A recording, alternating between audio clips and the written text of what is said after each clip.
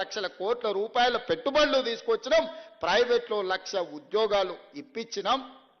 ఈరోజు హైదరాబాదు నగరాన్ని విస్తరించడానికి అవసరమైన అభివృద్ధి కార్యక్రమాలను చేపడుతున్నాం. మా ఆడబిడ్డలకు ఆర్టీసీ బస్సులో ఉచితంగా ప్రయాణం రాష్ట్రంలో నలుమూలల అమ్మగారింటికి వెళ్ళినా అమ్మవారిని దర్శించుకోవాలన్నా అనా పైసా ఖర్చు లేకుండా ఇయ్యాల మా ఆడబిడ్డలు ధైర్యంగా ఆర్టీసీ బస్సు ఎక్కగలుగుతుండ్రు అని అంటే 5,000 కోట్ల రూపాయలు రాష్ట్ర ప్రభుత్వం, మంత్రివర్యులు ఇక్కడనే ఉన్నారు, పొన్నం ప్రభాకర్ గారు, బట్టి విక్రమార్క గారు, ఆయన డబ్బులు ఇచ్చిండు, ఈయన డబ్బులు తీసుకున్నాడు. 5,000 కోట్ల రూపాయలు 15 నెలల కార్పొరేషన్ మేము చెల్లించినాం.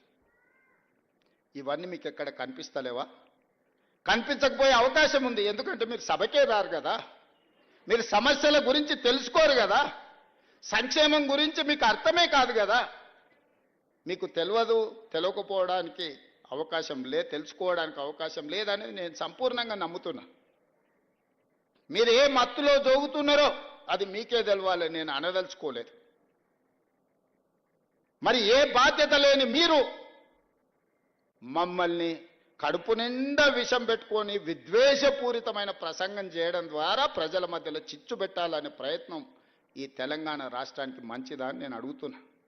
ఏ చిన్న కార్యక్రమం ఉన్న ముఖ్యమంత్రిగా నేను రావడం లేదా? ఇదే రవీంద్ర భారతిలో ఈ సంవత్సరం క్యాలెండర్ తీయండి, ఎన్ని కార్యక్రమాలలో నేను వచ్చి మిమ్మల్ని అందరినీ కలిసిన. ప్రతిరోజు ఎక్కడికి వెళ్ళిన అత్యంత సామాన్యులను కూడా కలిసి ఎవరు పిలిచినా రేవంత్ అన్న అంటే ఏంది అని వెనక్కి తిరిగిపోయి కలిసి మాట్లాడి వాళ్ళ సమస్యలు తెలుసుకొని పరిష్కరించే ప్రయత్నం చేస్తున్నా కదా. తీయండి. 94 నుంచి 2004 వరకు 10 సంవత్సరాలు తెలుగుదేశం అధికారంలో ఉంది.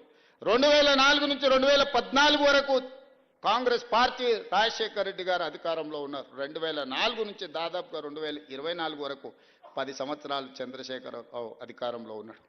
2024 నుంచి మేము అధికారంలోకి వచ్చిన ఈ రోజు చెప్తున్న మిత్రుల ద్వారా ఫామ్ హౌస్లో ఉన్న పెద్ద ఆయన చెప్తున్న 10 సంవత్సరాలు మేమే పరిపాలన చేస్తాం. 10 సంవత్సరాలు నువ్వు ఫామ్ హౌస్లో ఉంటావు, ఆ తర్వాత శాశ్వతంగా అక్కడనే నీ చరిత్ర సమాధి అయిపోతుంది అని చెప్పి నేను స్పష్టంగా చెప్పదలుచుకున్నా. ప్రజలు విఘ్నులు, ప్రజలకు పరిపాలన తెలుసు. ప్రజలు ఎవరు ఏం చేస్తున్నారో, ఎవరు ఏం మాట్లాడుతున్నారో, ఎవరి ఆలోచన ఎట్లుందో ప్రజలు తెలియనంత అమాయకులా. కొట్లాడి తెచ్చుకున్న తెలంగాణ కోతుల గుంపు కప్పచెప్పినట్టయింది మొదటి 10 సంవత్సరాలు. తాను చెడ్డ కోతి వనమల్ల జడిచే అని నీ కుటుంబం మొత్తం కలిసి ఈ తెలంగాణ మీద పడి దోసుక తిన్న మాట వాస్తవం కాదా? అందుకే ఈరోజు సూటిగా వారికి విజ్ఞప్తి చేస్తున్నా. కాళేశ్వరం మీద చర్చ చేద్దామా? ఉచిత బస్సు ఆడబిడ్డలకు ఇచ్చిన దాని మీద చర్చ చేద్దామా? రైతు రుణమాఫీ మీద చర్చ చేద్దామా? రైతు బంధు మీద చర్చ చేద్దామా?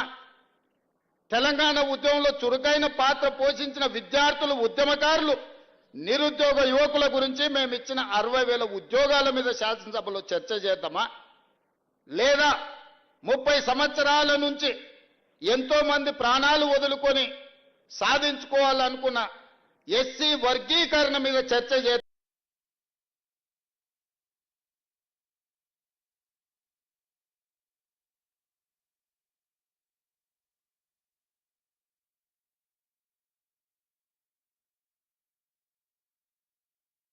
చేద్దామా?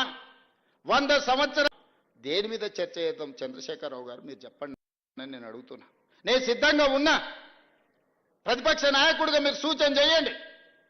మా నిర్ణయాలలో లోపాలు ఉంటే ఎత్తి చూపండి, సవరించుకోవడానికి మేము సిద్ధంగా ఉన్నాం. కానీ విద్వేషం వెళ్ళగక్కి నీ కోపాన్నంతా మాటల రూపంలో ప్రదర్శించే ప్రయత్నం చేస్తారు. ఆయన కళ్ళకు, ఆయన చూపుకు ఒకవేళ బలమే ఉంటే ఆయన కడుపులో ఉన్న విషంతోనే ఒకవేళ ఎదురుగున్న వాళ్ళని మాయం చేసేది ఉంటే ఈ పార్టీకి వేదిక మీద ఉన్న మేము ఎవ్వరం లేకుండా పోయేటోళ్ళం. అంత విషం ఆయన మాటల్లో కళ్ళల్లో కనిపిస్తుంది. ఎందుకే 40 ఏళ్ళు తెలంగాణ ప్రజలు నేను గుండెల్లో పెట్టి చూసుకున్నందుక? కాంగ్రెస్ విలన్ అంటాడు. నాకు నిజంగా ఆశ్చర్యంగా